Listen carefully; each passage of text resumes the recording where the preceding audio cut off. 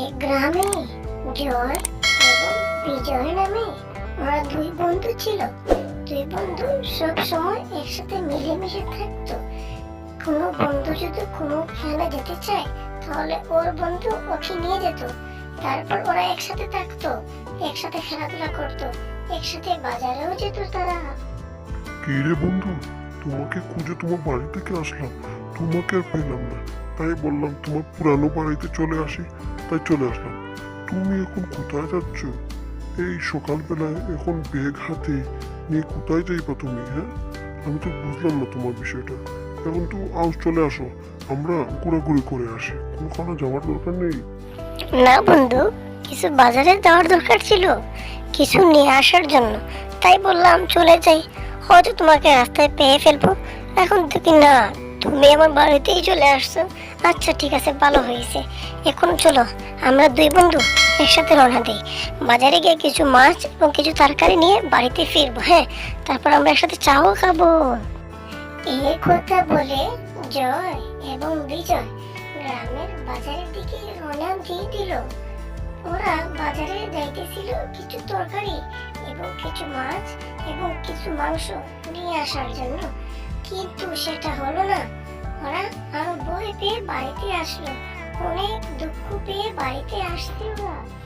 কি রে বন্ধু, আজকে গ্রামের বাজারে কিছু বসলো না? ওরা দোকান খুলে কোথায় চলে গেছে?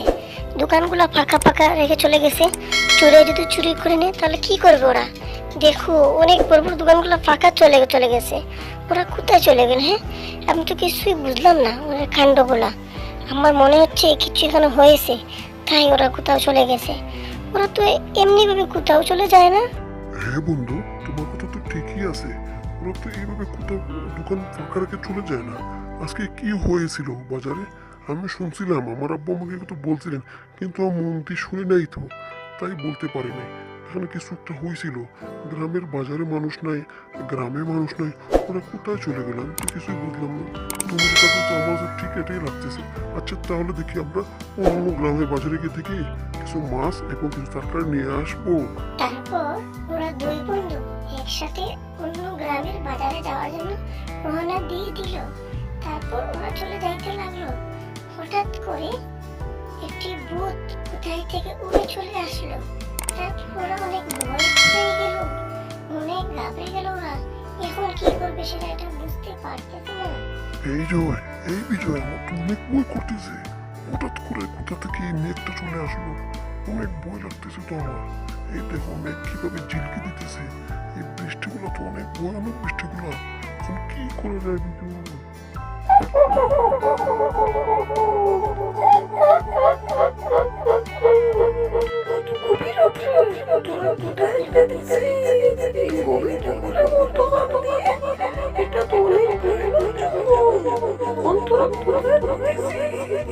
এখন